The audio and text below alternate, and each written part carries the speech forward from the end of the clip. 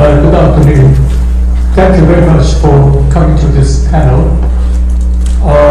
This panel's title is General Election in UK, USA, and the EU Media Observation.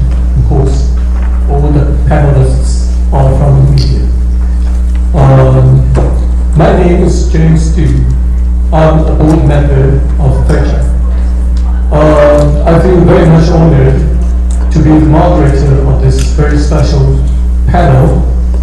And let me just briefly introduce how we are going to proceed. First of all, this panel will be divided into 3 sections. Section 1 will be the time for 4 panelists to present their observations and analysis. Section 2 will be a little bit special. We would ask the 4 panelists to ask questions to one another, to comment on one another's presentations, and to respond to questions and comments. We hope that what will follow will be intellectually stimulating debate. And then we will proceed to part 3, which is as usual, the Q&A session, approximately 30 minutes. We welcome questions from the audience. I will come to that later. So now, let me introduce our distinguished panelists. I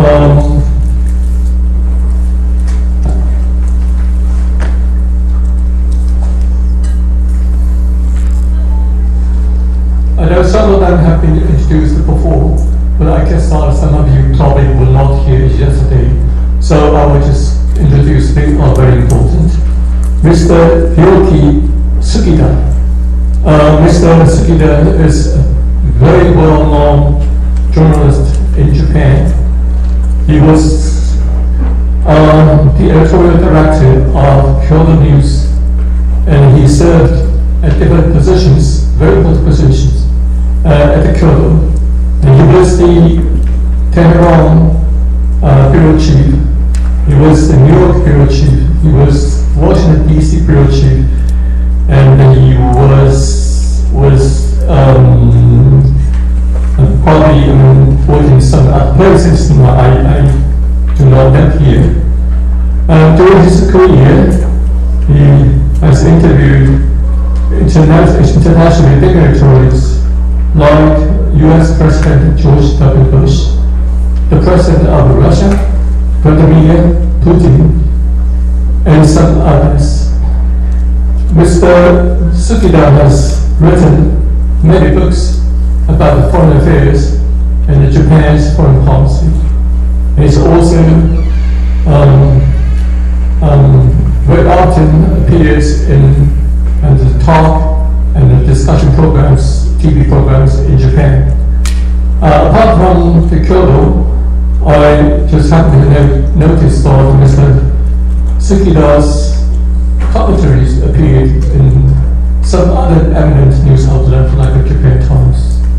So he will speak general election in the UK, USA, EU, media observation, Japan's perspective. The next guest will be Vivian Wu on my right. Ms. Wu has spectacularly press competentials. She was the reporter of the South China Morning Post in Hong Kong. And then she was, of course, the Beijing correspondent of the Post. Then she moved to Asian media. She was the chief responsible for China News. Correct me if I'm wrong. And she was the BBC Hong Kong bureau chief, and she was the the editorial director of BBC Chinese. Now she's a very famous YouTube influencer. I watched her program, I enjoyed it a lot, I learned a lot. Now she has founded recently her own media, it's called Mighty Voice, in Chinese called Dashen. I hope our audience will check online to see what's new there. Now, then I will introduce Mr. Anton Artemyev. Mr. Artemyev is a young but experienced operator and the officer of very important international organizations. He's now the head of development of Thompson Media or Thompson Foundation. He's going to introduce a bit about what the Thompson Foundation of Media is. And he's been there, but to my knowledge, Thompson Foundation is very important in trying to communicate from Europe with media in other parts of the world, especially the Balkans, Eastern Europe, Central Asia, and probably Northern Africa, and South America. Just unfortunately not many in Asia so far. Before that, Mr. Artemyev was with the famous George Soros Open Society Foundations. He was instrumental in Kazakhstan, and he worked for the Soros Foundation in Kazakhstan in trying to establish the civil society from scratch and try to help to build up independent media in the country, and also try to make the government accountable, responsible in their budgeting, taxing, and spending. Correct me if I'm wrong. So today, he's an expert on media. So today he will speak the evolving landscape of news, tackling known, myths, and the disinformation. Of course, these three words are very hot these days, and that was probably discussed a lot yesterday. So joining us from Berlin will be Mr. Yu-Li Lin. Yeah, thank you, Mr. Lin. He can't come to Taipei, so Mr. Lin is currently an independent journalist and a writer operating from and based in Berlin. He was the Berlin correspondent of the Central News Agency of Taiwan, and he was a good writer who, a couple of years ago, he published a very interesting and very good book titled Germany, the Heart of Europe. But he put on the cover of the book the German language. So I don't read German, so I just translated this into English. If I'm wrong, please correct me, Mr. Lin. Now he writes for various Taiwanese media outlets. We can see here and there he's writing the commentary about these days mainly about Eastern Europe and Ukraine. And he's very focused on the situation in Ukraine, and he is interested and concerned about issues like reconstructing Ukrainian nation state, a kind of identity, a new nation state out of the ashes of war. So he will be speaking, the topic of speech will be European Parliament election, which has had this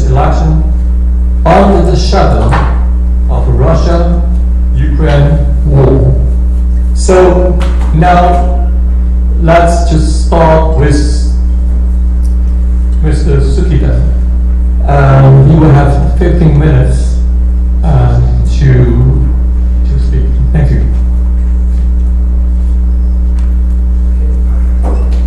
Thank you very much, kind introduction and moderating.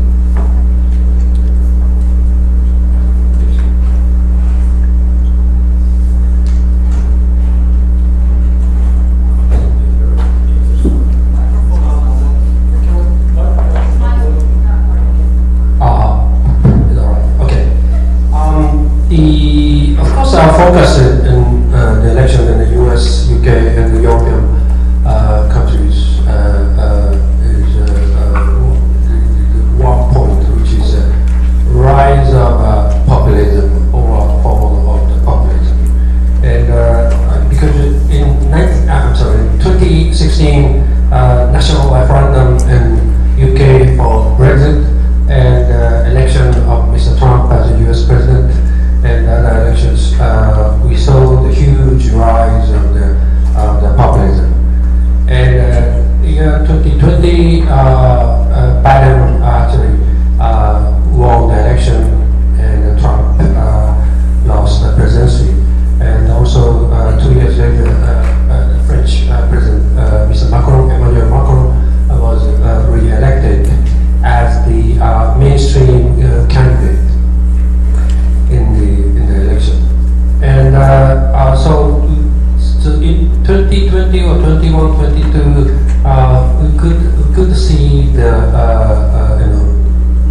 rise of the mainstream political trend, and maybe a fall of the populism because of the so big chaotic moments we had during the Trump presidency in the United States. And British UK people say that they regret the decision of the Brexit. But now in 2024, we see the mixed pictures because, or I would say that the rise of the populism, because so far in European Parliament elections, the party of the Madame Le Pen won with a big margin, and in Germany, AfD, alternative for Dutch, has a strong surge, and in each country's national elections next time, some of those people will actually get the majority and maybe elected as a president. So that is a very sort of the scary scenario for us. Especially our focus should be on the US election, and it's now the Trump is leading Mr. Biden in terms of the poll number, especially in the swing states and battleground states. But it seems to me that whether Trump, it doesn't matter which one will win the election in the United States, because both of the candidates now say that they would work for as a president for the representing America First policies. So they are not much interested in the international affairs and economic affairs and that kind of thing. So I would like to say that there's no meaning in this today's this year's election. The right wing or left wing, or center right or center left will win. Both of the wings have the kind of the common agenda, such as in the case of the United States, both of the candidates said that they would restrict or reduce the numbers of the immigrants from the Mexican border, and also they tackle the inequality or economic inequality of the American people, and also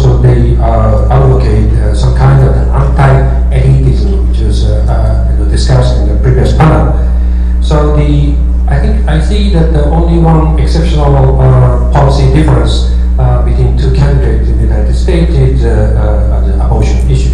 And other policy issues, Biden is inching toward the Trump policy. So that means that the Trump policy may be the mainstream of the policy which American people would like to see the government or president to implement.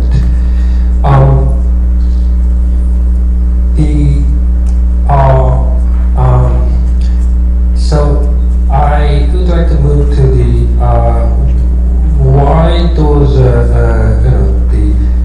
policies or America First policy will be so popular. It's now very popular in the United States because of we as media would like to say that this is because of the fake news or the populistic movement of the certain candidates or certain parties. But I'd like to focus on the fact which we tend to ignore, that is the liberal democracy seems to be, or is perceived by the majority of the people, that is liberal democracy is not working well to solve the many issues such as economic gap between the rich and the poor, or clash of the cultures in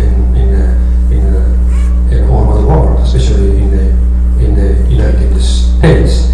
And so they are now having some kind of idea is that the liberal democracy takes time and discussion, arguments, and debates, but they never come to the conclusion and they never come to the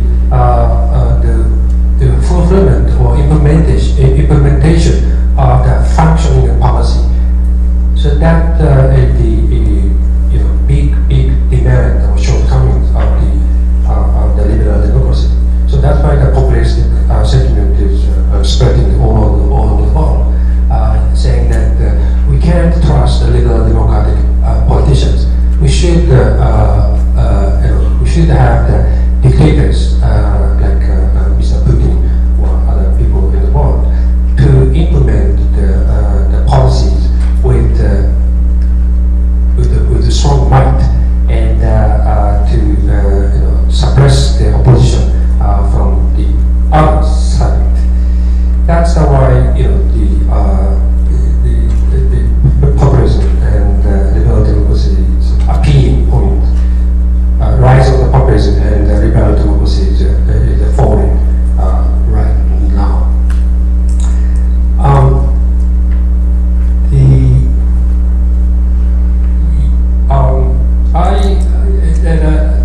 I'd like to introduce one of the polls surveys which is very interesting to me. It's Arab Youth Survey. Every year, the think tank based in Dubai surveys the 45,000 young people in Arabic countries, and it says that in 2022 survey said that the question is about the foreign policy or international affairs. One question asks them that which countries, which bloc is most responsible for the occurring or happening of the war in Ukraine, and it is shocking. The 31% of the people answered that the U.S. and NATO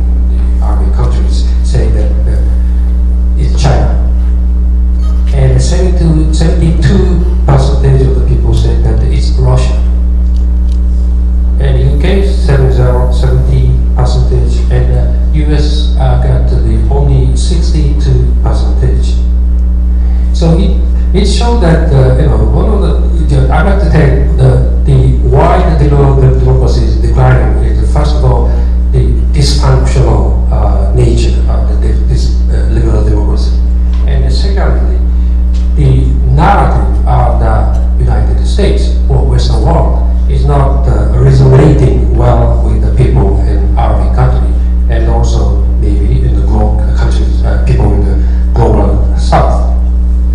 And I think this is the quite shocking because of the Russian narrative is that as we know that the war is the self-defense military operation or self-defense special operation by Russia to fend off the attacks from the U.S. and NATO.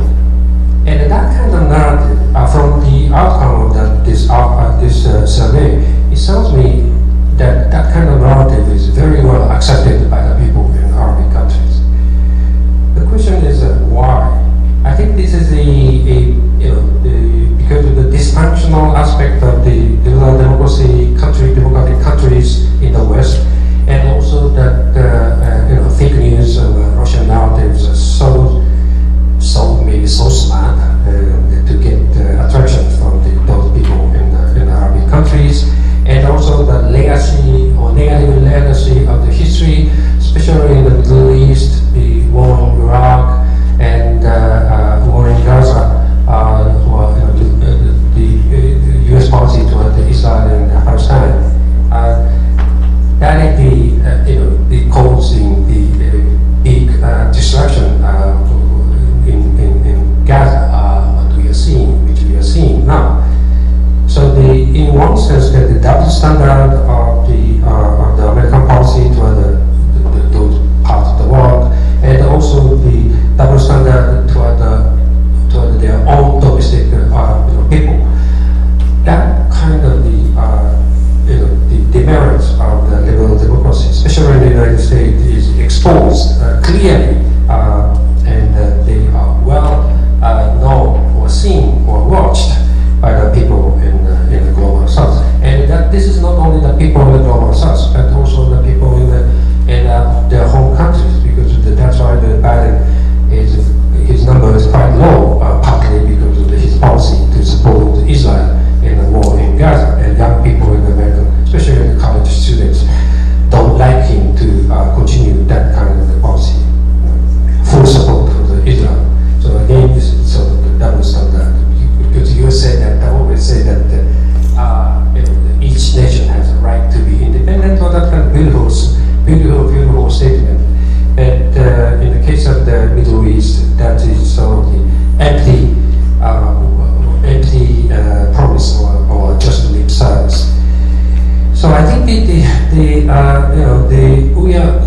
this forum has been focusing on the fake news or media role, but I would advocate to watch the root cause of the rise of the populism, which is that some of the faults of the liberal democratic countries camps.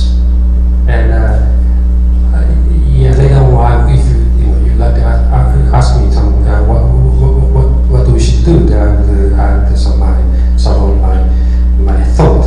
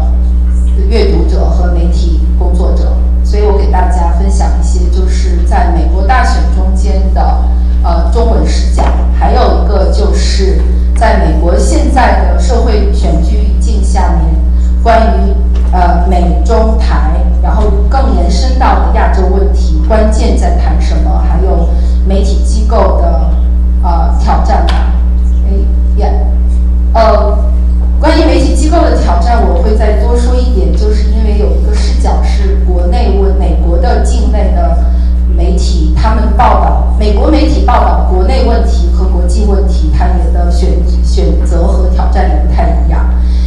当然我必须要 focus 在中国，因为从昨天到今天的整个的讨论，我看了一下，可能我是这个房间里唯一一个现在还是就是中国人的这个概念的人吧，所以中国成了 elephant in the room，所以我就专注在中国，而且在美国的语境下，其实我们有一个 Asian Americans 的概念，就 Asians， 所以就是沿着中国的这个问题会有一些延续的问题，比如说东亚的问题，比如说地域政治的问题。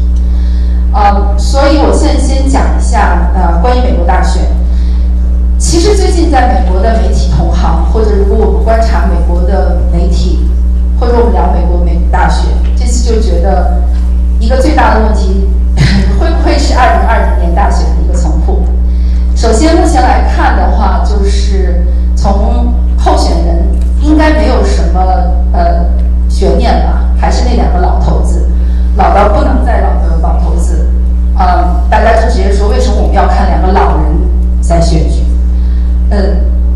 就是选举的参选者是老人，所以他其实有一点我下来还会讨论的问题，就是公众的fatigue， 就是疲倦感，因为两个老人他们在新，他们能聊什么呢？就是没有那个 surprise， 没有太多的兴奋点。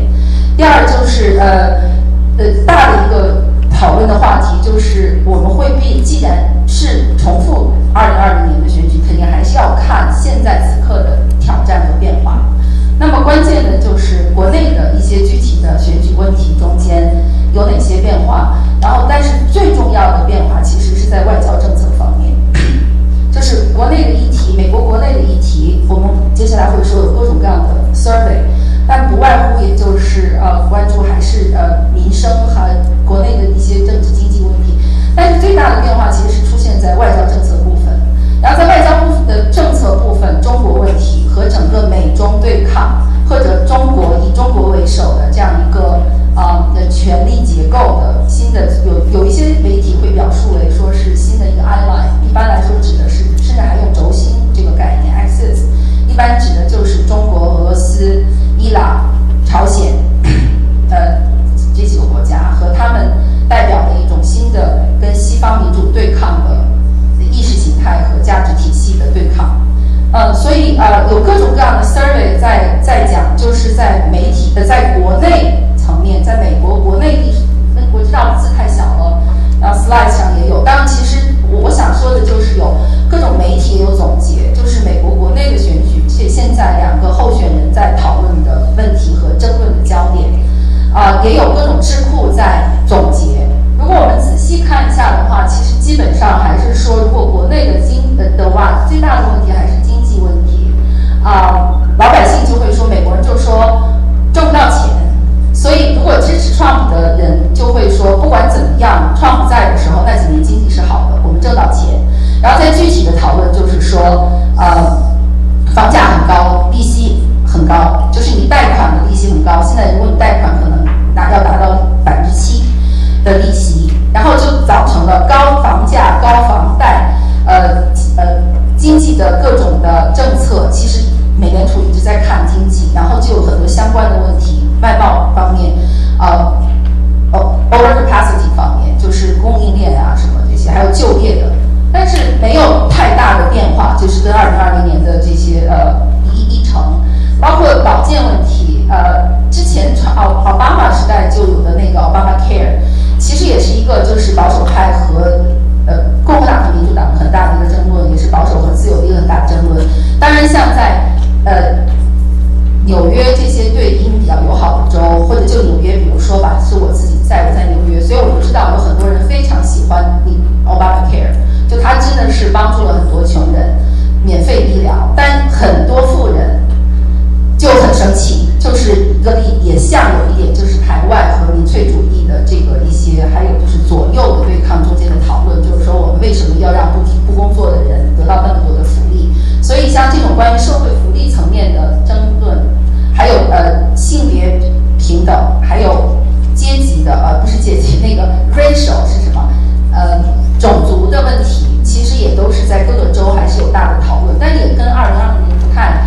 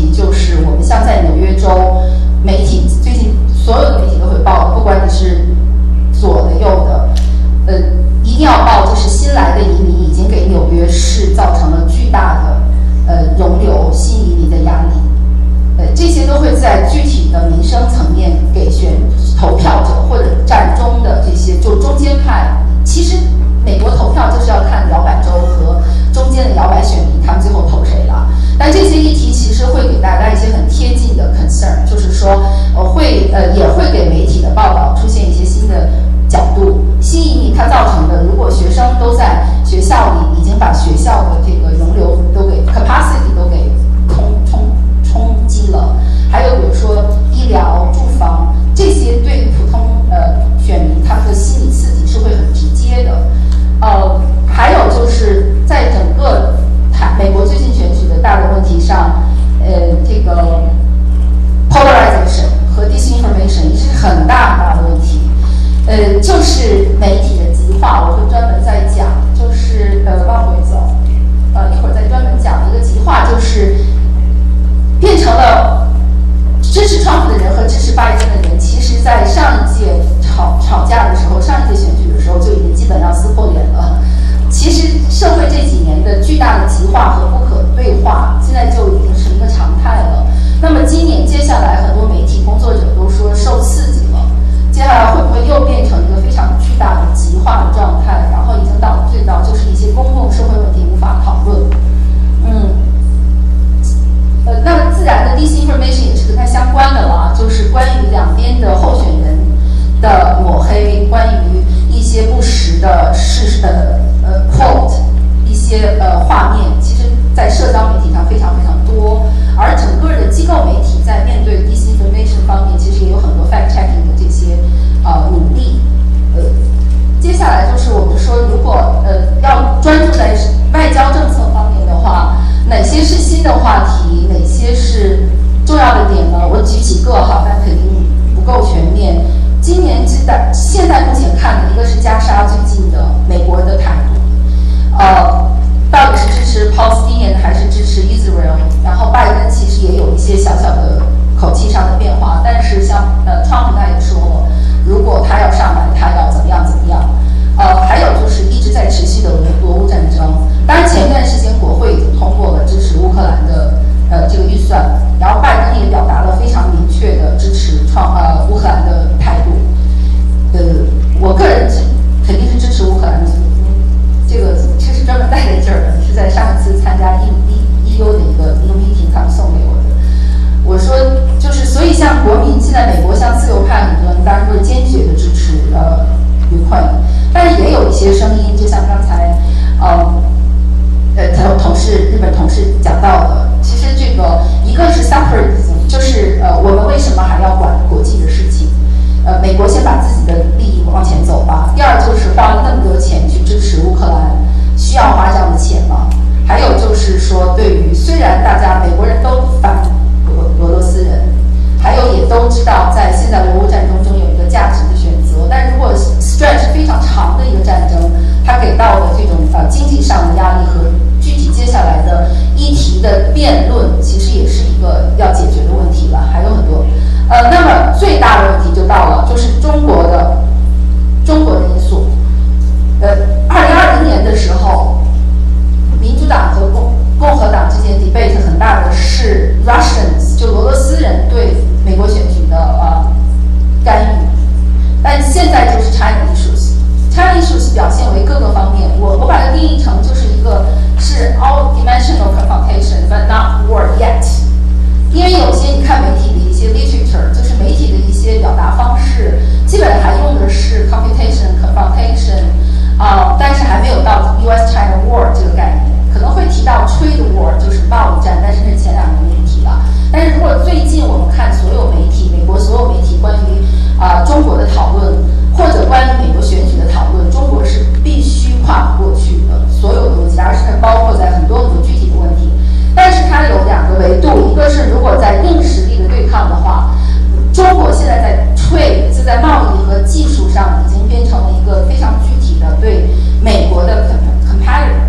然后它表现的重要的领域或者媒体比较关注的领域，有很多新闻话题产生的领域，一个就是中国最近出了很多政策，请美国的企业家去到中国投资，习近平还接待了包括 Bill Gates 在内的很多企业家，Elon Musk 也去中国了吧？然后美美国驻中国的大使专门在新闻60分上有一个采访，他就直接说，虽然中国政府最近对美国的企业表达出来了友好，但是我们接到美国大使馆在中国接到的一些具体的报告，就是说多家美国驻华企业的办公室都受到骚扰和 raid， 用的这个词就是 raid。所以这样的就是在中美贸易问题和地域政治上面的这些具体的利益，其实很影响到美国财团、美国企业判断中美局势和他们要站队的选择。但这个话题在延伸到了总统选举方面，其实也是一个一直我们可以继续往下看的一个话题。还有更具体的媒体的一些话题，像我离开美国来台湾之前的那2天，就是都在炒那个ChatGPT 有一个 report， 其实微软和 ChatGPT 公司，微软的 ChatGPT 是微软公司的产品了，但是Meta 就是 Facebook 的 owner， 他们都分别出了2个报告来证明中国有中国政府势力背景组织的针对他们的 AI 数据库的 invasion 和 interference。企业就站队了，企业就明确的在中美问题上要表达态度了。那还有就是一直在讲的要不要禁掉 TikTok， 还有是不是要逼着 TikTok 去卖给美国企业？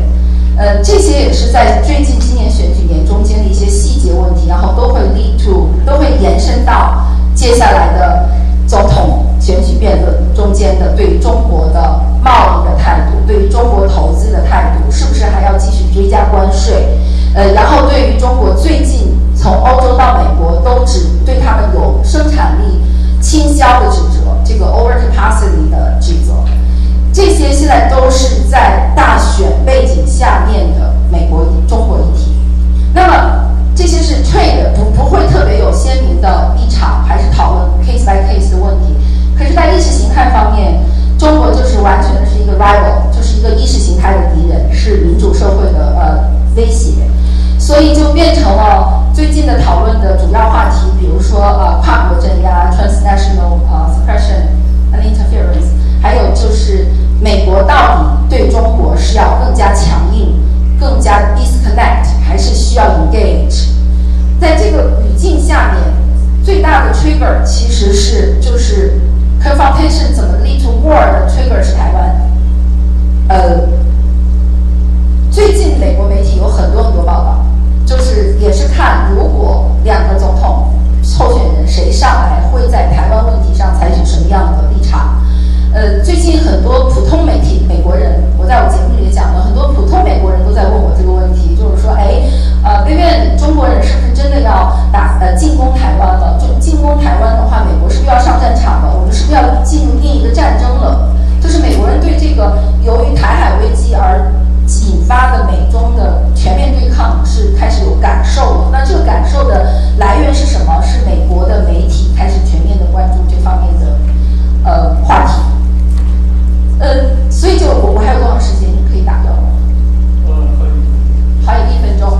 OK， 所以在这样的情况下，就是说美国媒体的问题在哪里呢？一个是对于选举，他们有一个公众的疲倦和对媒体机构本身的信任问题，就是 CNN、纽约时报、New Yorker、Atlantic 这些左派媒体对Trump已经是就是明着打了很多年，现在就出来的标题都是说如果Trump回来怎么办？但是 Fox，像什么 The Hill， 就是这些又是右翼的这些媒体也很具体的在给Trump造势，所以美国现在公众最大的问题就是阅读的极化、言论的极化、相信的媒体的极化和彻底放弃媒体本身，彻底放弃我们说的 balanced and neutral reporting。然后关于报道方面，因为有这种非常鲜明的站队，所以很多时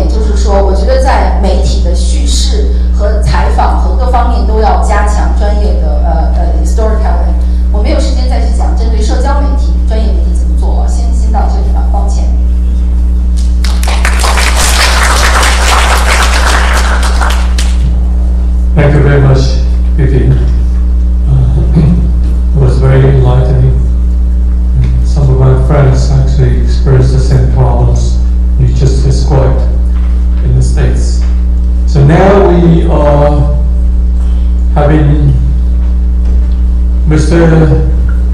Artemyev, and Mr. Artemyev, you have used mine. Thanks very much. And first of all, I'd like to thank both the organizers and the supporters of this forum for the invitation to join and speak today. Really great honor for me to be here with you, and I must say I've hugely enjoyed the conversations we're having the past 2 days, and really happy to make my own contribution. Since I'm the only non-journalist in this panel, and since the organization is not in media, maybe worth saying a few words about who we are and what we do in the very beginning, for better clarity. So, established in 1962, Thomson Foundation is the oldest media development organization. We work globally. We did have programs in Asia, and we actually would want to do more programs in Asia going forward, and I really hope this forum will be a good starting point for that. But generally speaking, we at Thomson help journalists excel in their profession by organizing bespoke trainings of different kinds. We support media to grow their audiences and their revenues, and we convene and help grow networks through our thought leadership events. So, three main areas of work. And given that we work with so many media and so many different countries, some observations on the challenges of elections coverage, obviously mainly coming from the standpoint of me based in Berlin, where Thomson Foundation has a sister organization. And obviously the number of challenges is quite large, but let me make specifically focus on political polarization. We've talked a lot about it already, and information manipulation, but mostly through the prism of the recent advances in the generative AI. But first of all, a few words about polarization, because I really just also in a way continuing the discussion which we started the last session, how I would define polarization. I would really define it more broadly as us between us versus them, so essentially in-group, out-group dynamics, which is present regardless of whatever number of political parties we're talking about, because obviously there are always issues which we can identify ourselves with, and there are always issues against which we can always identify ourselves. So I think these are really main driving factors that contribute to polarization. And in the past 20 years in Europe, as well as in Asia, obviously there have been so many triggers to polarization, and one of them is obviously the emergence of the social media platforms, which brought new consumption habits. And just one illustrative example from Europe, according to the National Media and Communication Authority of Hungary, in that country, on a daily basis, and on average, and in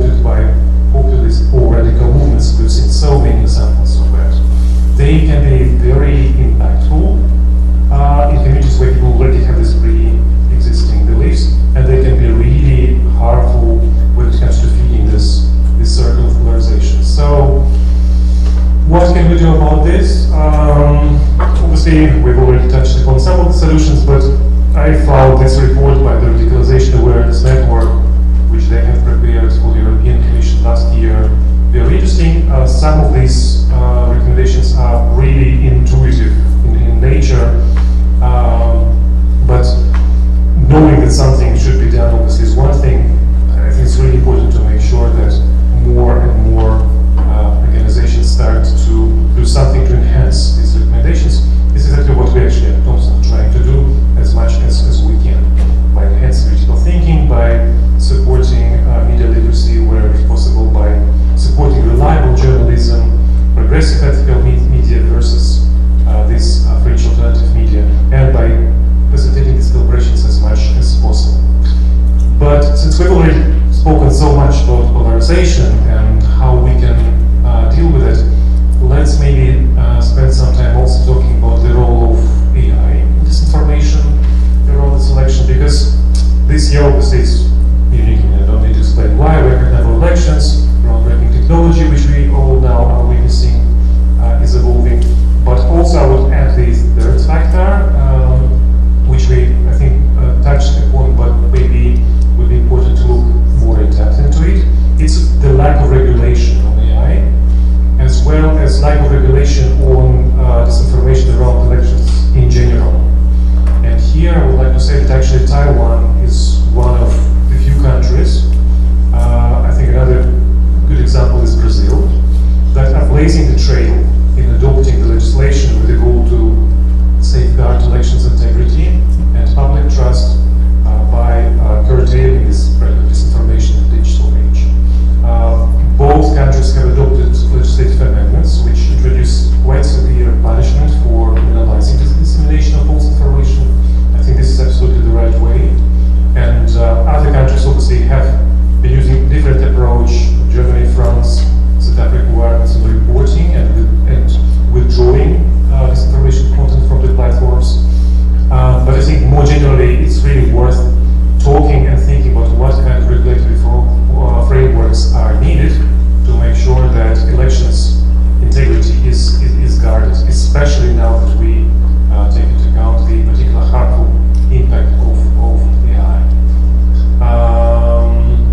But at the same time, amount of actually disinformation is rapidly increasing. We've seen it.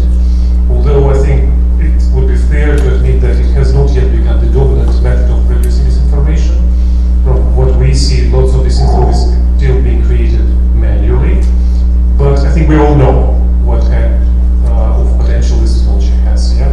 So it can really create massive amounts of fake content really quickly. So we need to start prepare for what I would call the AI-mediated future ecosystem, which is really around the corner probably. I think what is really important from the media standpoint is that AI can really produce hyper-targeted content, right? So it can identify just the right method of delivery, which will be really country-specific, really demography-specific, can really target up to the level of any small group of individuals, which obviously is quite unprecedented compared to what we've seen before. And especially speaking about elections, I think it's worth noting that it looks like audio content generated by AI is particularly widespread and particularly harmful around these elections. Again, I was just looking for a few examples from Europe to illustrate, and I think one example obviously is very notable. It came from Slovakia, which is 2 days before the pivotal elections. And all the recording spread online with one of the top candidates posting how he had rigged the elections. And he himself actually admitted when he heard this audio recording that it does sound like his own voice. He himself would have trouble recognizing that this is not him, unless obviously he knew that it wasn't him saying such things. And it's of course impossible for us to say whether that deepfake really altered the outcome of this election. But I think it's this warning signal for what this technology is capable and how harmful it can be around elections. And by the way, this candidate did lose the elections at the end. But again, it's really difficult here to attribute. But in terms of contribution to the effect, I think, yes, we can definitely be talking about this. On the other hand, I should say that in Europe, at least, quite a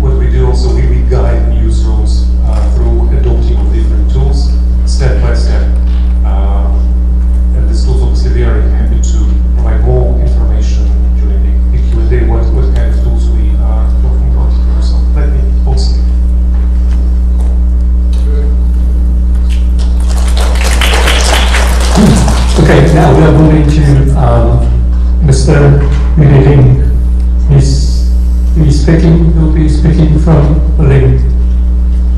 It's me. 听得到吗？对。Okay, yeah, thank you. Yeah, 谢谢。好，谢谢主办单位的邀请。那很可惜我人在柏林，没有办法到现场。那今天我主要分析的是有关欧洲议会的选举。那欧洲议会选举刚刚在6月6号到9号在欧洲27个国家举行，然后有27个国家的这个3亿多的选民来参与度大概投票率是50%左右，跟过去几次的选举大概差不多。那关于欧洲议会的选举，首先我想要说的是，其实过去呢，在欧洲常常大家有个印象是说，好像欧洲议会的选举并不重要，因为其实比如说在德国的情况，常常有一些可能在这个政坛上比较失意的这个政治人物，会抓欧洲议会去选欧洲议会，就是说好像这个选举并不是那么重要。可事实上，这几年随着这整个欧盟的这个统合的深化，你可以看得到，其实欧洲议会在欧洲的决策扮演的角色越来越重要，而且是不只是一些法律的制定，而是说我们知道他选完之后呢，就要决定接下来欧盟5年的这个领导人，也就是说在欧盟的执委会还有欧盟的外交的这个负责人的人选然后还有就是另外一方面对台湾来说也是非常重要，因为其实过去这些年我们可以发现到，欧盟的行政单位其实对台湾态度相对保守，可是欧洲议会里面非常多对台湾友好的人士，所以说其实从台湾观点来看，我们应该多关心这个欧洲议会的选举。那首先呢，这次欧洲议会选举呢，其实是有点特别、非比寻常。我想有2点呢可以来说明。第一点就是说，因为俄乌战争的关系，这俄乌战争打2年多了，那这个2年多来，其实对欧洲的冲击非常的大。从比如说物价的上涨啊，然后难民数量的增加啦，然后人民的这个人心社会惶惶，各方面来说，虽然欧洲安全上没有受到直接的影响，可是人民的生活还有能源、物价各方面都受到很大的冲击。那比如说还有自己对过去的这个，比如说安全的想象，欧洲人忽然间好像大梦醒来，发现说原来自己的安全要靠美国来保障。原来有美国才有欧洲新的和平。我们看到美国在援助乌克兰上面所扮演的领导的角色就知道。那么难民的部分呢，我举例来说，现在欧洲有400多万的乌克兰的难民，那在光德国这个第一个接纳最多的国家就有100多万人，120万左右。那波兰也有95万人左右。那100多万人来德国这个国家分配到全国各地。对这个全国的各地的影响，对地方的政府，对社会都是相当大的影响。这是第一个比较特别的原因。第二个，这次选举的一个很特别的一个影响，就是说，我们看到这次开票出来的结果，它竟然直接影响到国内的选举。我们最有名的例子就是我们知道法国现在要提前去选国会。那这2个这是过去不曾发生过的，就是欧洲议会的选举会反过来影响到国内。还有像德国的执政的3个党，本来上一次国会大选之后是拿到过半数的选票，那现在呢，他们加起来连30%，大概30%的选票也在欧洲议会，他们甚至可以继续执政都有危险。那这是过去不曾发生过的。那接下来呢，我就来分析一下这次选举的这个结果，还有预测一下接下来大家可能会发生的欧洲的一些事情，还有我们接下来可以观察的重点。那首先开票结果的部分，我想第一个很重要的是说，其实如果你看开票结果会发现，其实欧洲政坛的这个格局跟过去相较其实没有很大的改变。我们看欧洲议会的席次第一大党还是这个保守的所谓的民党，那第2大党还是社会民主党，就是左派的民主党，第3大党还是自由党，跟上一次2019年的选举是一样的。所以说，其实严格说这3个党加起来的席次已经过半，那是跟上一次其实是一样的，而且保守党的席次甚至有增加。就是第一个来说，其实是整个欧洲议会里面所反映出来的这个欧洲政坛的格局，其实是没有太大的改变。那第2个我想要特别强调的是，这个极右派的崛起。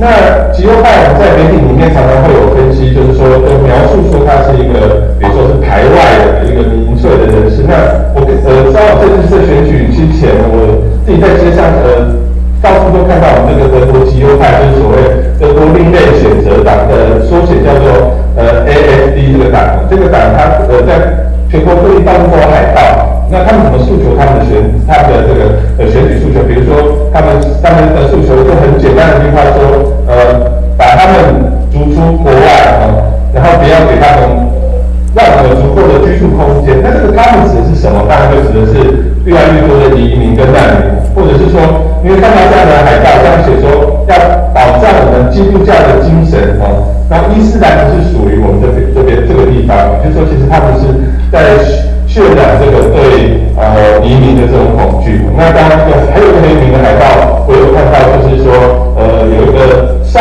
女在海报上，然后她眼神充满了恐惧，因为她后面的这个很黑暗的地方呢是有几个人影在后面。那她的意思就是说要告诉你说，她说这些，她说请大家要为我们国家的少女给他们更多的安全。意思是什么？就是说其实她要渲染这种外来者尤其是男性为主的这个移民所对这个国家所造成的这个不安或者说他们直接写说反对多元文化主义那反对多元文化主义是说因为其实这些年欧洲不止移民难民越来越多然后尤其在大城市里面其实文化非常的多元，有时候甚至有在柏林这个城市，我甚至有一种就像在纽约的感觉，一种民族大熔炉的感觉。那这样的这个整个社会这个变化如此的大，这几年的变化很大，越来越多元，其实对很多保守选民来讲是非常的不舒服。那这就是极右的诉求。那极右的诉求这几年呢，就尤其在德国的东部这边支持率就非常的高，尤其在东部的几个邦那支持率大概30%，这是这次选举的一个很重要的一个结果，就是其实大概东部的几个重要的这个地方，这个邦已经成为当地的第一大党，那对可以说是这些极右的政党在当地的文化已经生根了那这个东西其实对我们记者来说，其实采访上也是有很有趣的影响。就是说，其实我们不只是我觉得是德国记者自己，他在采访这些极右派的时候，你就会看到，其实一般的记者去采访会遇到的问题，就是极右派的集会相对来说相对封闭，然后他们其实并不欢迎外面的记者去采访。那我们身为外国记者在德国去采访极右派的时候，会遇到这样的问题，就是说其实他们遇到外国人，就相对来说，他们可能都表现得非常宽容，然后跟你说很多关于比较宽容的一些意见，然后你都可以引述。但事实上，他们在对国内选民的时候说的又是另外一套，这是对记者采访工作的一个影响。然后这整个刚刚前面有讲者提到的这种极端势力的，尤其极右这个在社群媒体的这个有一些仇恨的语言的这个造成的影响，就是其实越来越多，我们可以看到在选举活动上也有暴力的情况。这次是在欧洲因为选举前投票前一段时间，不管是极右的候选人或者是左派的候选人，都会被他们的对手的阵营支持者就直接有这种暴力攻击的情况，甚至在街上就直接就有人忽然间挥舞打一拳就揍一个候选人这样的情况。那这是德国过去所不曾发生过的。那第三个可以分析的部分，这个结果可以分析过，就是绿党的这个重挫，那是很有趣的现象。因为我记得在2019年上次欧洲议会选举的时候，那时候欧洲最热门的这个运动就是所谓Friday for Future， 就是为星期五而战。就星期五每个星期五那个学校尤其高中就几乎都停课，然后学生就去上街头，全国各地都上街头，高中生上街头是为这个气候政策而战，就是说就是诉求暖化的问题。那当时呢，这个运动其实引起非常大的回响。那我记得2019年的时候，因为这个运动的关系，整个这个绿党的声势就非常高，可以说是上次欧洲议会大选的赢家。可是这一次呢，因为战争连续这2-3年下来，其实很明显感觉到，其实绿党的都是那些所谓气候运动的这些支持者所诉求的这种，比如说农化问题啊，或者是环保的问题，比如说物种多元化这些问题，其实民众并不关心并不关心的。这5年，现在大家最关心的是什么？就是国家的安全啊，然后就是能源的费用啊，就是工作能不能够保障。所以这些议题呢，变成是还有移民的问题、难民的问题。所以这几个议题在这一次选举前几乎是主导整个媒体的讨论。所以其实绿党在这次的大选就是可以说是尤其在德国是欧洲绿党的大本它这个支持率的大幅下滑。那它影响到这个目前德国国内这个联邦政府的执政，因为它在德国国内这个政府目前是3党人的执政里面，它是其中的一个党。那对这个政府的威望可以说是影响非常非常大。那第4个呢，就是这次选举可以观察到的，就是对于境外势力干预的这个警觉。那这刚刚前一位讲者有提到这部分，那刚好也是我们这次论坛的一个主题。那刚好在德国这边就发生了，就是极右的德国另类选择党的候选人，主要的候选人他们有排名第1跟第2的候选人。首先是排名第2的候选人被在媒体上曝光说他在捷克呢，就是曾经拿了一个媒体的钱。那这个媒体呢叫做 Voice of Europe， 一个后来大家确定是一个俄罗斯在捷克所成立的一个媒体。那这个媒体呢专门在访问、在报道欧洲这些极端势力的这些新闻。那他也访问了这个极右的德国的或是法国各国的这个极右派的议员。而这个议员呢，很显然他不只接受专访，他还拿了钱。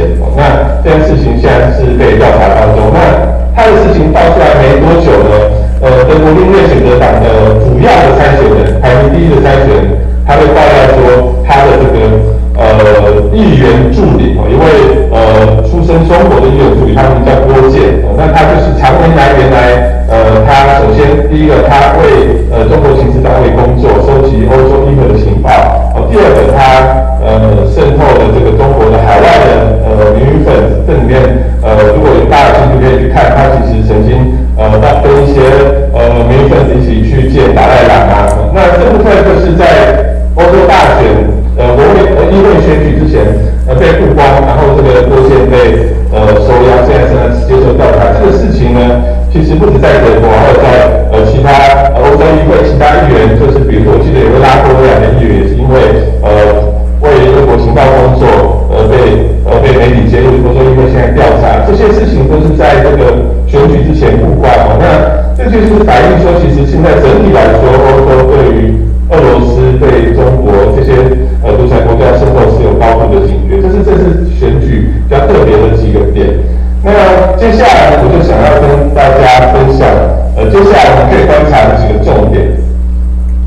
那首先是今天是再过几天6月26、27号就是欧洲会有一个高峰会，然后再接下来呢就是欧洲议会要第1次开会，大概在7月第3个礼拜左右，会决定这个欧洲未来的5年的领导人。这里面最重要的一个领导人，其实就是欧盟执委会的主席。我们知道现在是德国籍的这个von der Leyen范德莱恩来做主席。那到底谁会来出任？因为他可以继续连任，还有就是说其他的重要的位置，比如说欧盟的这个最高的外交政策代表，这个名字听起来非常的长，可是简单说就是欧盟的外交部长。那也就是说，欧盟的这个主要的这个行政机关的领袖首长，就像台湾的行政院长一样，就是执委会的主席跟欧盟的外交部长这2个人选，我想是最重要的2个人选。而目前看来呢，很有可能这个范德莱恩，因为他的保守党在欧洲议会是拿到最高票，所以他蛮有机会跟他原来我刚提到他的这个同样跟他一起合作的左派跟自由派一起拿到过半数选票，然后呢继续连任。然后欧盟的这个外交部长呢，可能目前传言是可能是这个卡拉斯就是欧盟的这个一个很重要的一个，过去这些年在对俄罗斯的政策上是非常的强硬的一个拉脱维亚的一个总理。那这2个人选其实可以反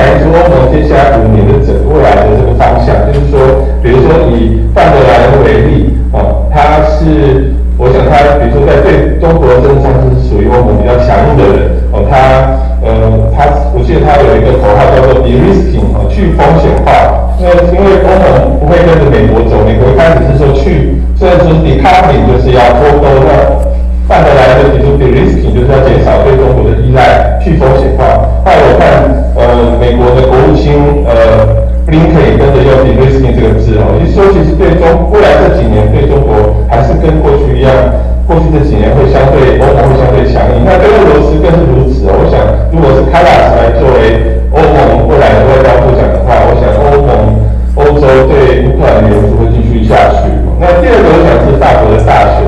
如果大家有兴趣，大家可以注意一下这个月的月底的第一轮选举跟7月初的这个第二轮的选举。那这个选举结果呢，可能对欧洲的未来影响，甚至会比欧洲议会更大，因为法国的这个法国是欧洲的大国，那我们看到其实现在极右的这个声势是非常高，可是因为马克龙说要提前选举，然后3个礼拜之后就要选举所以其实这个情势时间非常的短。那我们看到法国，比如说左派已经开始集结，这也是过去所没有看到过的。那最后一个就是大家可以注意一下，就是欧洲议会的几个支持台湾的这些议员，接下来会继续集结，然后成为一个欧洲一个重要的友台势力。过去其实欧盟主要的友台势力都是来自于欧洲议会。那这个部分就要看接下来的继续的他们的这个，比如说友台小组的组合，还有接下来几位这个议员的这个他们如何串联。就到这边为止，谢谢各位。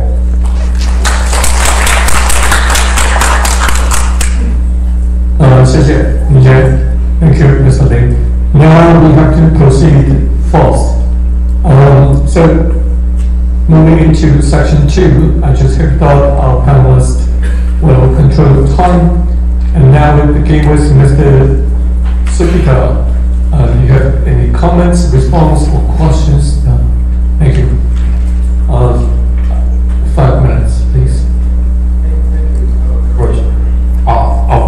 Okay, I would like to ask you, Vivian, about the new terms or the left-wing media's contribution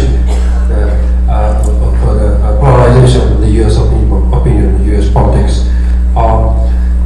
Do you think that which side, the left-wing or right-wing, which side is worse in shaping or in making or in polarizing the U.S. public opinion? Because some people in America say that Republican Party is right-wing side of the Republican Party is very bad.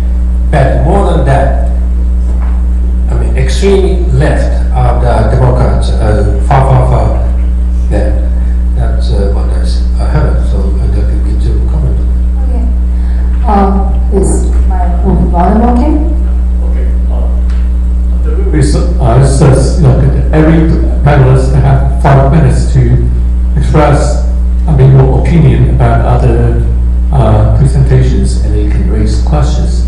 You have 5 minutes. Do you have any other comments or any other questions for other panelists?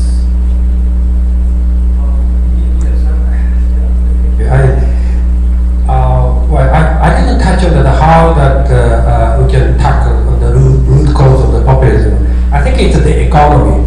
I talked with the Iranian the intellectual who visited Japan recently, and I asked about the Iranian people's reaction to all the proxies of the Middle East, like Hezbollah and Houthi and Hamas. And I heard from them that Iranian people were so opposed to that Iranian government contribution, financial contribution, or providing weapons to those proxy groups. And I asked them why, because it's a proxy and they have that common ideology. They answered that because the money should be spent for the people of Iran. So even in Iran, people would like to see the government spend or focus or pay attention to the people of Iran. The domestic policy should be prioritized than the helping the proxies. That's what I think. So now it's your turn. Listen, you have 5 minutes. Apart from answering Mr. Sugita's question, you can have your own observations to make and also your question to ask.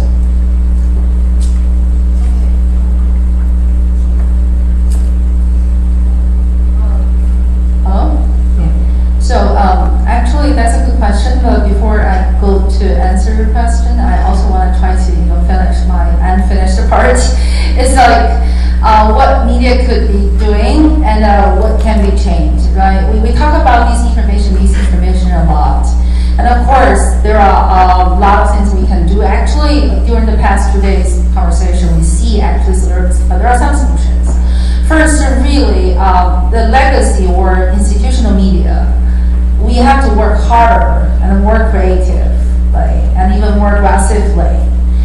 And not to just blame the deterioration of the public media literacy. I think that's actually the echo to your question, what New York Times or other media has been doing and why the polarization is getting worse, not improved. I remember in 2016, I was in New York, and I was on Times Square, and I was covering the election, the countdown, the counting of the tickets. And the whole New York City is full of passions and enthusiasm. Nobody believed that Trump would be elected. But I remember a group of Republican supporters. They came from Texas or one of the red states. And I realized most of the New York-based journalists wouldn't even talk to them. And I said, even though I was hoping Clinton would be selected, I said, yeah, of course, as journalists, I must listen to them. I need to listen to the very concrete reasons why they support Trump. So I listened to them, and I think actually they're very sincere and enthusiastic, and they just believe that Trump is none of those politicians they're tired of. They're tired of institution and establishment. They're very unhappy about their daily life. They just say we hate all those elites discussions. And you treat us like stupid people. We're not stupid. And Trump hates you guys because he hates you elites. Of course, this still sounds very irritating, right? Well, since that time, I was thinking what the institutional media should be doing in order to reach out, to relate to the audience. If you say the public is full of populism, is not very good at verifying the facts, what we can do inside the institution or as independent professional journalists. So New York Times, I think, as same as CNN, I have to say sometimes I couldn't, even though I still subscribe to New York Times, New York Times still doing pretty good thing. Only when they touch on Trump-related issues, it's like you can see very obvious tendency of supporting or just to destroy Trump as individual. So I think that's a typical case, but CNN does even worse. CNN hosts anchors, and they just take it as personal. But we somehow understand because if you see Trump as an individual, he's not really one of the Republican or anyone. He's just a Trump. So okay. So to also echo your question, but answer finish my conclusion is like professional journalists. You really need to bend over and put down your pride or even mistrust or unhappiness, frustration about why you're so stupid, you're not listening to us. We are presenting the facts. We're not listening, and you spend hours and hours listening to those, watch those TikToks short time. Blaming audience for being stupid doesn't work. The time is like you need to do accessible a way of packaging your message. You should study why TikTok disinformation has such way of spreading, even though we know there is foreign interference. We know there's popularization. So the change of mindset, a way of nuance, being more patient, even though you disagree with one, but just to try to listen. And also the legacy media has to change their way of presenting themselves on social media. And the independent journalists should do more, because sometimes you don't have to be limited to your style. You don't have to just limit your page, or I sometimes even think you can change the way of rigid balancing, but really listen to the individuals and create a more inclusive environment. That's the only way to counter polarization. And the Chinese journalists, they trying to do this in a way. They present the real voice, and by jumping out of this pro-China, anti-China, pro-CCP, that's what I'm saying. So trying to answer the question. Yeah. But just to add, Fox News,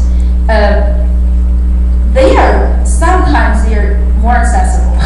I mean, the style of presenting, because Trump hates big words, and then Fox News, they're more, they're more, how to say, polite. No, they're more humble in a way. But of course, they're very good at manipulating emotions, because everybody is unhappy about their daily life, and they show you a gesture that I understand. But here's what they say. Yeah, it's time to watch for us as individuals and professionals to look at why they can do this better. Put down your arrogance or pride. I'm talking to the industry fellows. And of course, there is a far leftist naive, I have to say. There is a trend why leftism, there's a trend that people are more unhappy about the leftism. Because equality, how far you push for the equality, right? When social fairs, as I said, a lot of people say, why are you always saying homeless, jobless people, they get all the full package of support. So sometimes you have to understand why people are unhappy about a package of one ideology or issues, and just explain.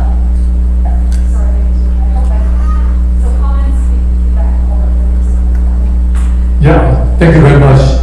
Just to echo what Vivian said, for many Americans, the New York Times is a newspaper that belonged to the Victorian age because the language is too difficult and sophisticated to read. Okay, now your turn. I'm not much of the time because essentially I have one big question which probably will be addressed. Yeah, but I will not use all of them. Because the question is big, obviously, I don't know actually who would want to answer it, but essentially, listening to Professor Sugita, was thinking, yes, if one of the reasons for the rise of populism is the crisis of the liberal democracy, and I think that's true, then, and if also, as I said, social media and this French media are driving populism, then what can progressive ethical media do to counter all that, to restore public trust in liberal democratic model, in addition to doing better quality journalism, and in addition to being able to counter disinformation more effectively? What else can progressive media do to restore this trust? Thank you very much. I think it's very heartening and very constructive. Now, Mr. Lin, it's your turn in 5 minutes. 5分钟，谢谢。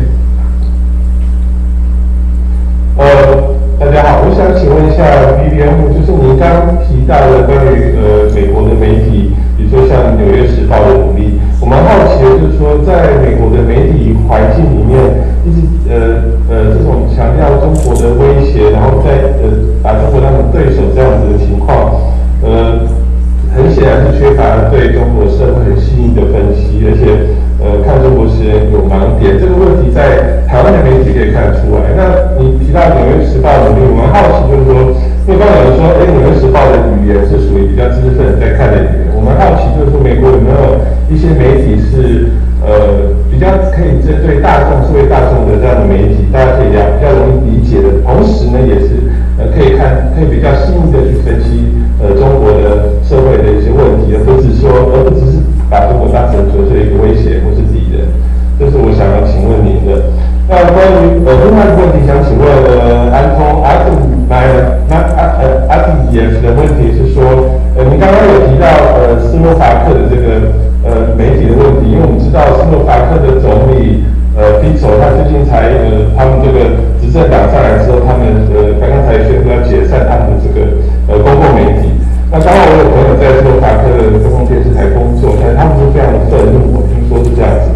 那因为我们可以看到过去在波兰、在匈牙利的例子，就是说这个这几个我知道您也是东欧的专家，就是说这几个国家他们的民主跟新闻是一起倒退的。那我不知道说像斯洛伐克现在这样的情况，欧盟有什么方法可以阻止？比如说像透过预算的方式，不拨款给他们这种方式，还有就是说像您的机构，他们身上的机构，这是有什么样子的方式可以从外界可以去努力来阻止像斯洛伐克现在这样子新闻自由倒退的情况？谢谢。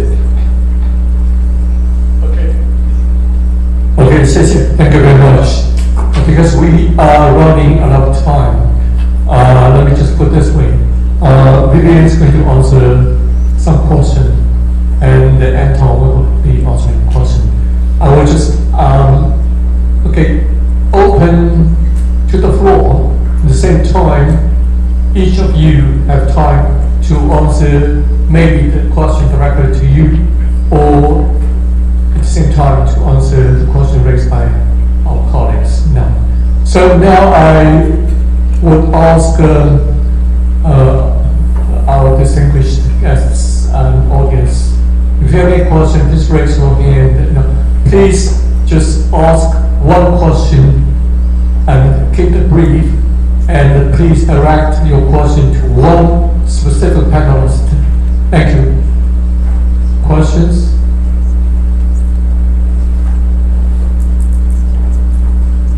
Okay.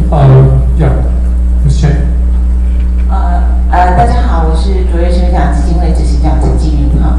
那我想要请问玉立的是说哈，在这次的欧盟议会选举里面，年轻选票其实也扮演了一个相当关键的角色，特别是极右派势力的崛起跟年轻选票之间的关系。那是不是可以请您分析一下？那特别是 TikTok 这样子的一个社群媒体，那也包括台湾或者是印尼。在我们的这个大选里面 ，TikTok 其实也是都有一些它是一个相当重要的媒介，在对年轻人在获取一个政治资讯上面。那另外一个问题，我想要问 Anton 的是说，sorry. Okay, let's just turn to Ms. Lin. Would you like to respond to Ms. Chen's question briefly? Yes. And also, I appreciate that the question from the audience will be brief, and please try to refrain from making statements. Thank you. 好，首先，其实根据调查，在德国的年轻人大概60%的人是TikTok 是他们主要的这个媒体，他们就是通过 TikTok 来了解世界大事。那这次欧洲议会有一个很有趣的新的一个做法，就是在德国，不止德国还有其他国家，不过德国是如此，就是16岁第一次可以投票。那16、17岁的投票的就是年轻选民分析他的投票结果会发现，其实他们支持极右的比例也相当高，大概17%左右，跟全国的这个比例差不多。那这个就引起这个全国在德国引起很多讨论，因为过去其实年轻人一般投给绿党的这些进步的政见，不管是同婚啊、气候议题啊这些方面。可是今年相当多的年轻选民他不再投给绿党，而是投给极右。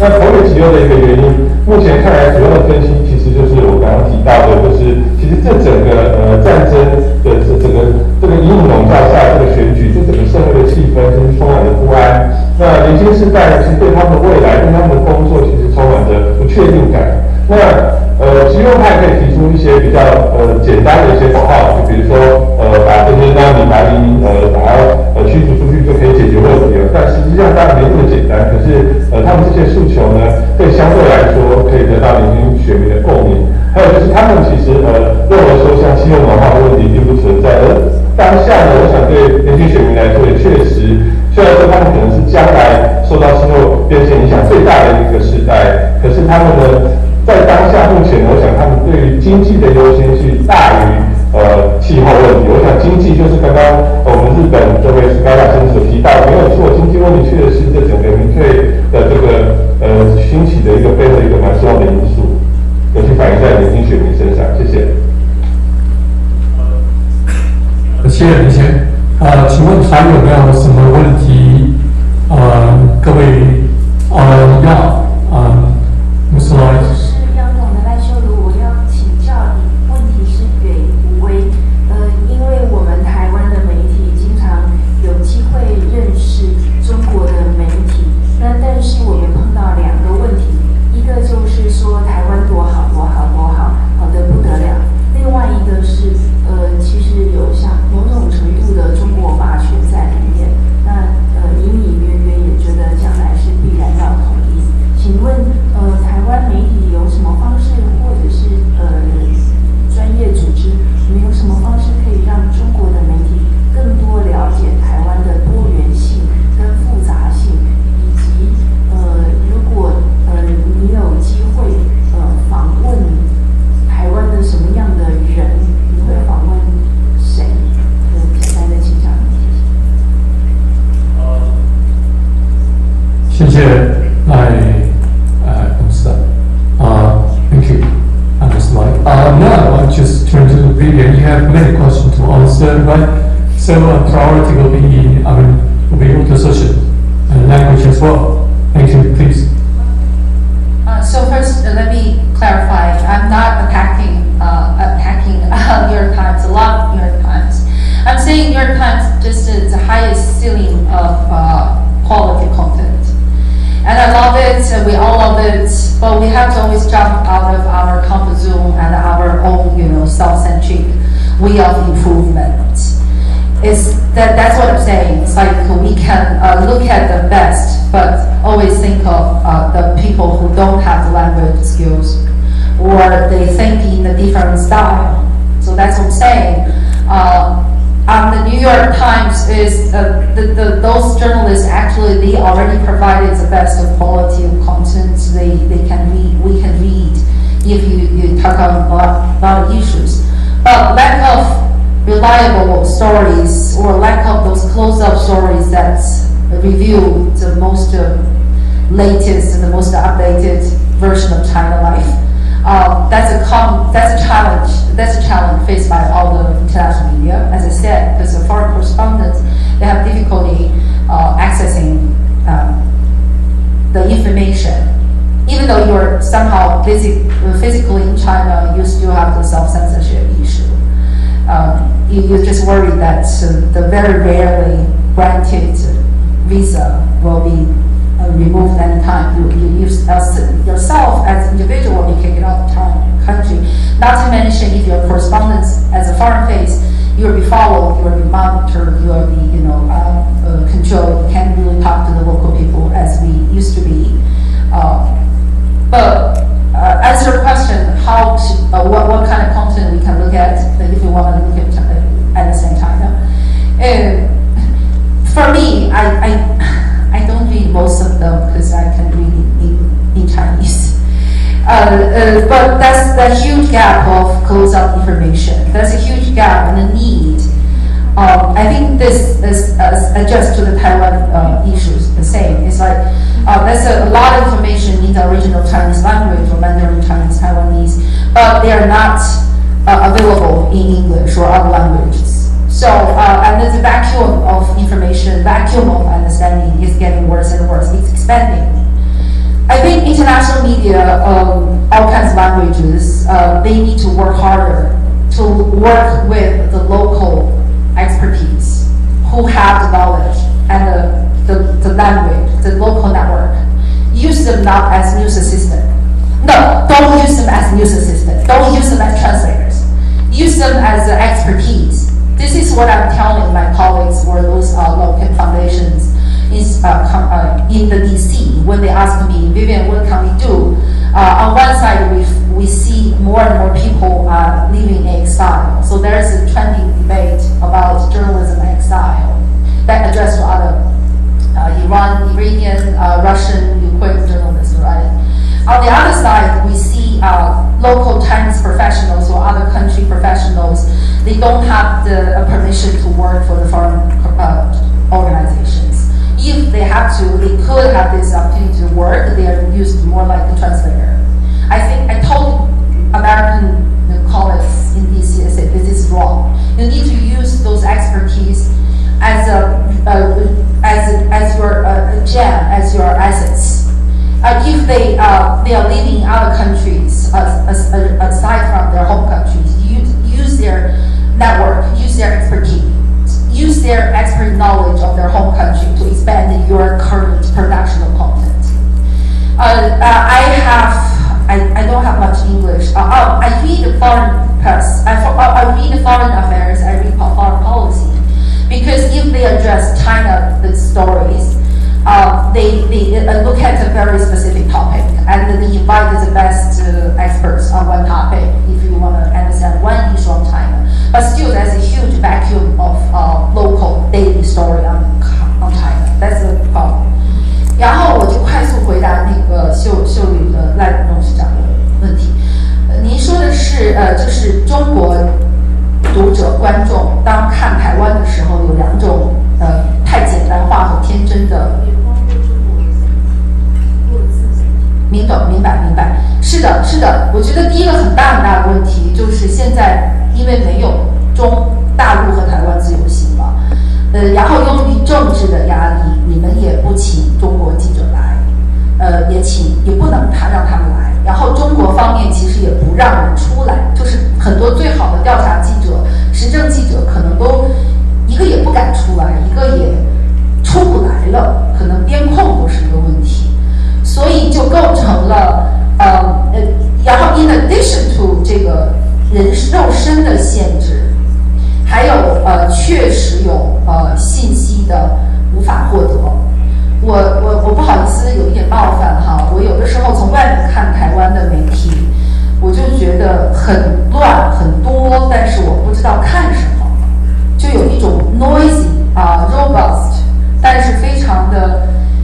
就不够深，不够 close up， 我找不到那种让我能感受到台湾人真正怎么想的，就很系统的这种表达，系统的分析。所以拿我自己来说，我在这次我用足了给我的20天的签证时间，我做了7个访问，我走了台北、台南、嘉义、台中，我把自己快累死了。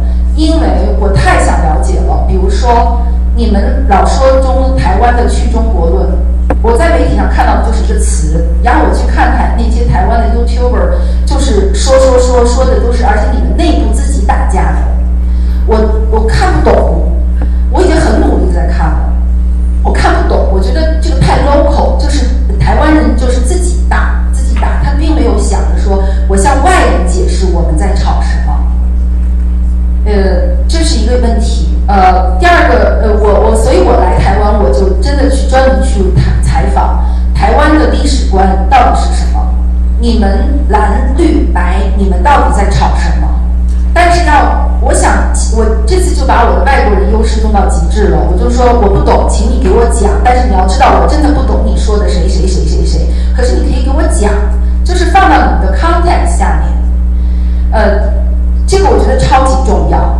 还有一个就是，我也采访了不少作家，张典婉，比如说，他就跟我说了一个问题，他10年前有3本书，张典婉的1949台语评论，大江大海是齐邦媛的，龙应台的，对，大江大海龙应台的，齐邦媛的是那个巨流河。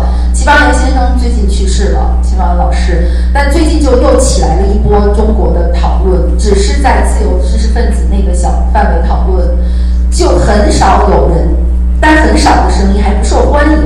说到齐邦媛其实描述的那个台湾人对大陆人的情怀，现在在台湾不时髦了。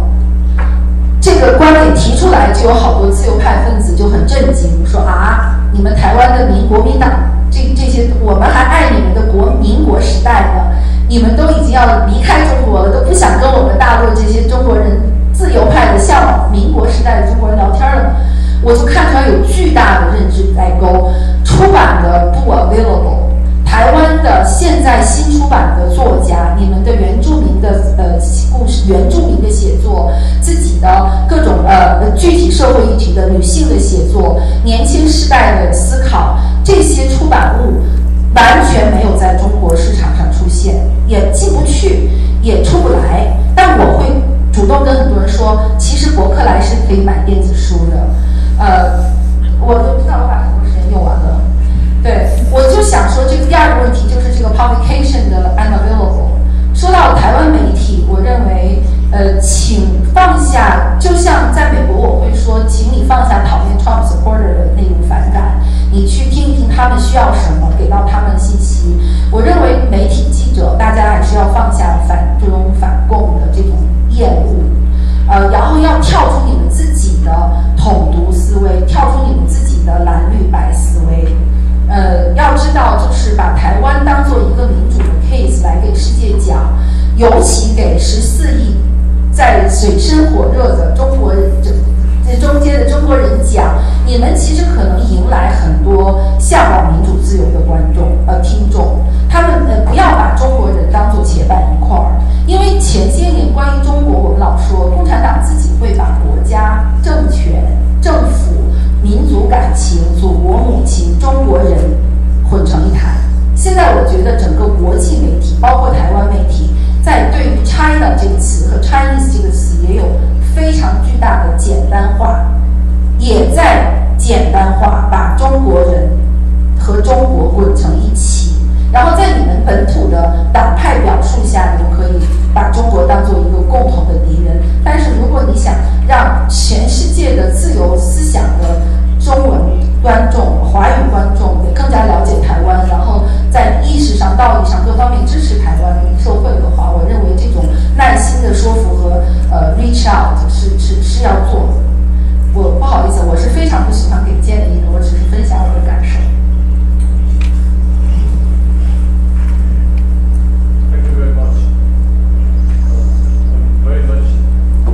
Inspired by the talk. Now we turn to you have a question to answer, and after that we'll see how much time we left, and we'll still have, if we have time, we'll still welcome questions from the floor. Thank you. Thanks. I will try to answer quickly, but I think that was a great question about Slovakia, because exactly I think there is a risk that we will see some strategies copied from Orban's Hungary or from Poland, which we saw just recently, the previous government there. So I think our response as the Media Development Foundation is to make sure we continue supporting independent and free media, which often means obviously helping them to remain financially stable.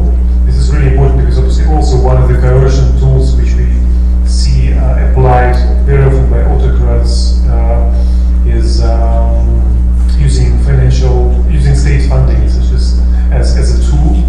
And so I think it's really important that we can help independent media to stay financially stable. This often means knowing and understanding your audience better, and then obviously telling stories to your audience which will resonate, which will help you engage with the audience, which sometimes also means doing a little bit more than just producing news content. And final point is that in that survey which we've done, Slovakia media actually demonstrated low to medium adoption level of AI in the newsroom. So again, when it comes to countering disinformation, misinformation, it definitely means helping them to bridge that technical knowledge gap, which obviously exists, and to help to overcome this suspicion in this methodology, to help them see it also as a potential tool for the public good, as essentially a double-edged sword. This is what we are trying to do.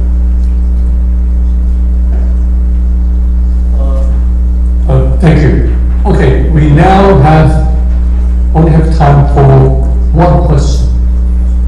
Please seize the opportunity and time to please present whatever you feel mind. The question, or very brief comment, if you like. We have the last minute. If not, okay, so I thank you very much for attending this panel. Just wish you a very good day. I thank all the panelists for spending so much time with us. And thank you, Mr. Lin, Yu-Li, joining us from Berlin. So have a good day. Thank you very much. 今天我们接下来再聊啊，我很想找你。非常谢谢陆董事与4位贵宾。那接下来是我们20分钟的中场休息时间，我们场外备有点心与饮料，欢迎大家取用，而且利用这段时间彼此交流。那温馨提醒，会场内禁止饮食，请大家遵守。那下一个场次是3点20分，请大家准时回来。Now we will take a 20-minute tea break. Refreshments and beverage are provided outside. Feel free to help yourself and take this time to get networking. As written advised, food and drink are not allowed in the conference room. We will proceed with the next session at 15:20. Please ensure you return and be seated on time.